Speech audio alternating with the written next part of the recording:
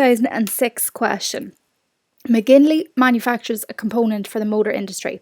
The following flexible budgets have already been prepared for 50%, 75% and 85% of the plant's capacity. So you've got your different output levels there, 50%, 75% and 85%.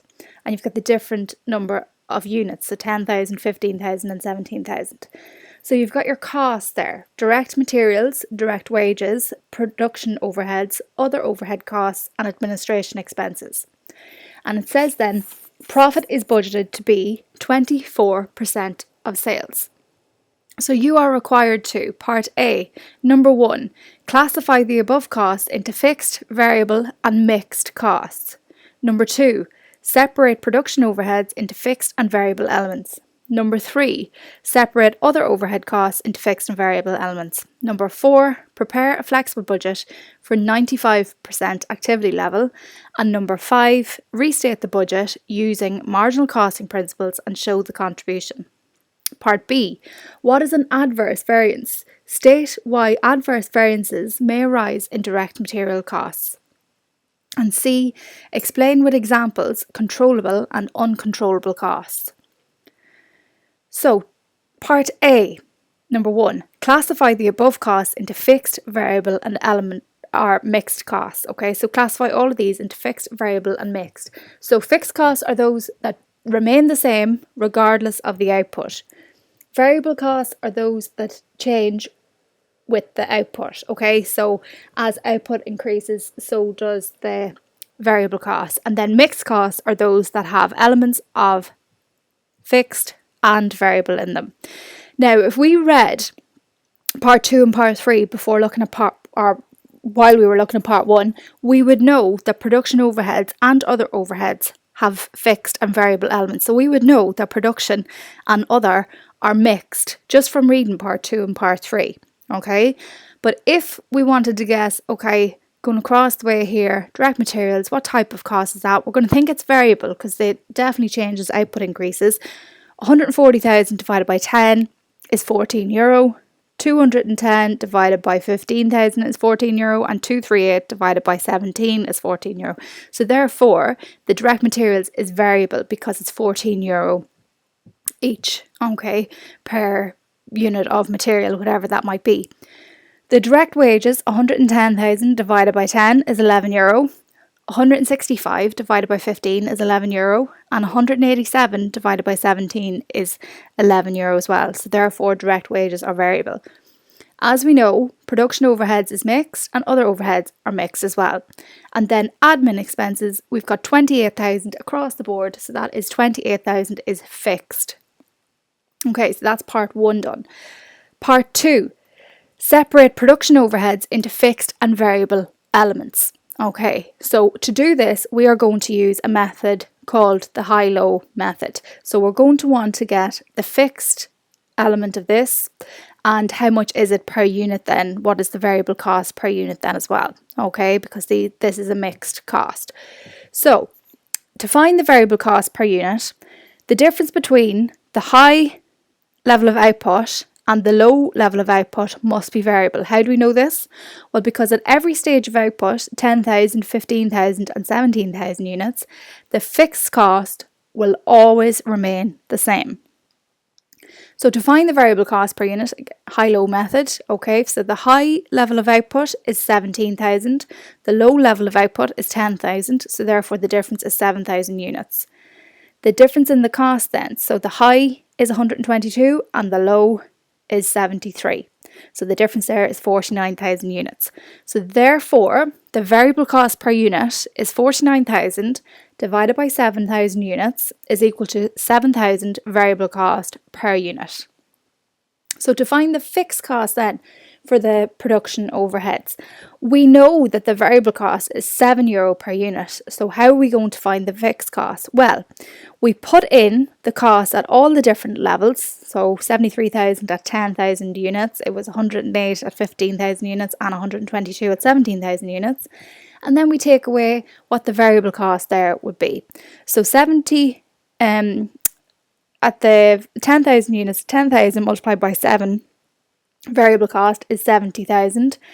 €7 multiplied by 15 17,000 is 105, and €7 multiplied by 17,000 is 119,000. So therefore, the fixed element at every single stage of output there is €3,000. So the fixed elements is fixed costs are €3,000.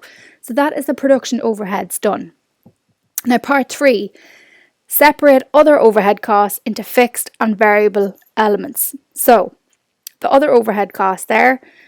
So to find the variable cost per unit, all right, we have 17,000 is the output at the high, the units, and then 10,000 is at the low. So that's 7,000 units is the difference there. Then at the other overhead costs, we have 60,000 minus 39,000 is equal to €21,000. So therefore, variable cost per unit is 21,000 divided by 7,000 units is equal to €3 variable cost per unit. To find the fixed cost per unit, so €10,000 multiplied by €3 is 30,000 units. €30,000, sorry. 15,000 by €3 is 45,000, and 17,000 by €3 is 51,000, and we take that away from the total costs that we had at each stage there, and that is equal to €9,000 are the fixed costs there then. So therefore, fixed costs €9,000.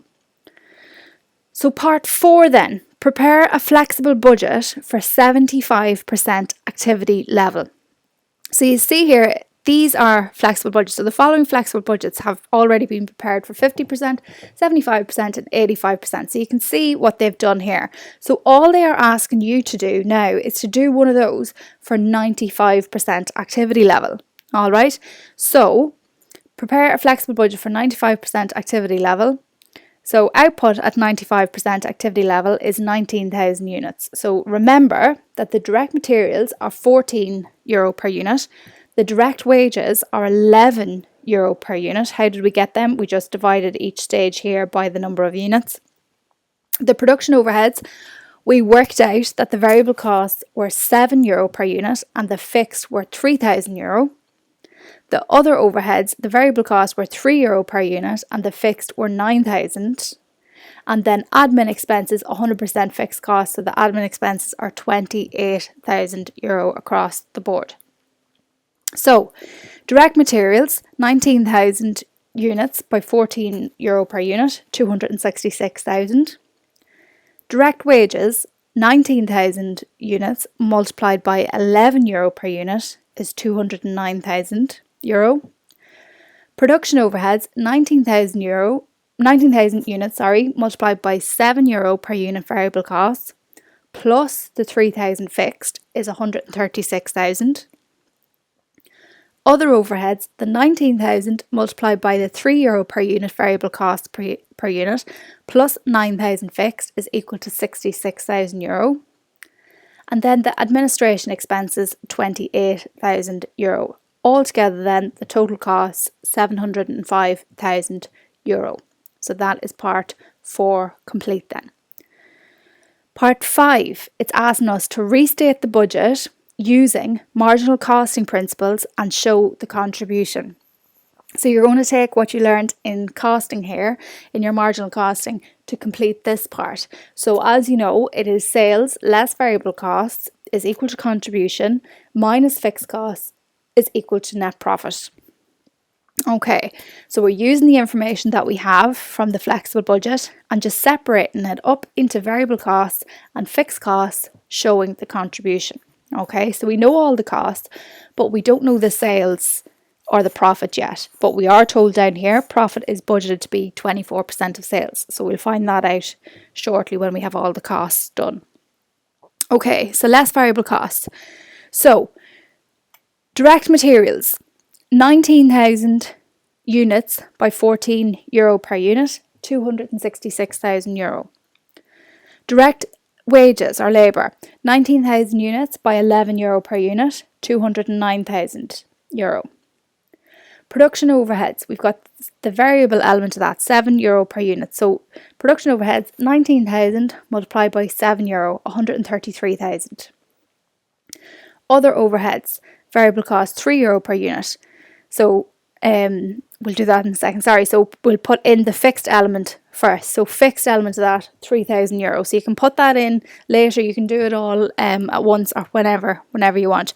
So other overheads, the variable cost, so 19,000 by €3 is 57, and then the fixed element of that, 9,000 then. And then your admin expenses, you've got your €28,000 straight into the fixed, because as we know, that is totally fixed. Now, how do we find out the sales, the contribution and the profit? Well, looking over here again, it said profit is budgeted to be 24% of sales, right? So if profit is 24% of sales, sales is 100%. Therefore, the cost must be 76,000. So if we add up all of the costs there, that is 76%. So what we'll do, the cost 665 plus 40 is 76%. Divide that by 76 and multiply it by 100, and we get the sales, which is €927,632. The sales minus the variable cost is equal to the contribution of €262,632. And €262,632 minus the 40,000 fixed costs, is equal to your profit of €222,632. So you have to do all of the costs, find out what percentage the costs represent. So in this case, it's 75%. So divide the cost by 76%. Multiply it by 100 then, that's your sales, and then you must show the contribution and the profit there as well. So that is part 5 complete. Okay, the theory element of this question then. What is an adverse variance? State why adverse variances may arise in direct material costs. So, an adverse variance is where actual costs exceed budgeted costs. So an adverse variance in direct material costs may arise if the purchase price of materials is higher than expected, or if the quantities of material used are higher than expected. Explain with examples controllable and uncontrollable costs. So controllable costs are costs that can be controlled by the manager of a cost centre. He or she will make the decision about the amount of the cost or if the cost should be incurred, and can be held responsible for variances in these costs.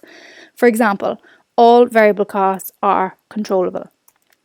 Uncontrollable costs are costs over which the manager of a cost centre has no control and therefore cannot be held responsible for variances in these costs. For example, rates to the local authority are uncontrollable.